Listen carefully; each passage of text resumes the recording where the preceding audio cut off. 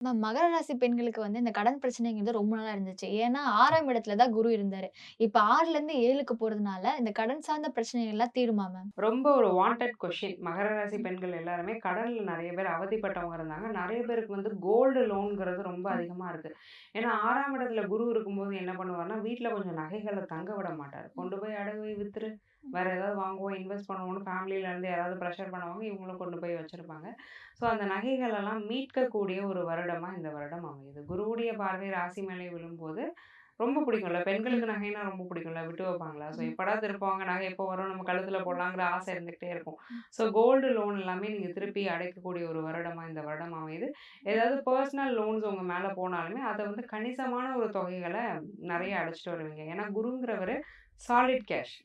நீங்க சேமித்து வைக்கக்கூடிய பணம் எல்லாமே யாருன்னா குரு. செலவழிக்கக்கூடிய பணம் யாருன்னா சுக்கிரன். லிக்விட் கேஷ் ஃப்ளோ யாருன்னா சுக்கிரன். ஸோ சாலிட் கேஷ் ஃப்ளோவ குறிக்கக்கூடிய குரு வலுவா இருக்கும்போது கையில பணம் தங்கும்.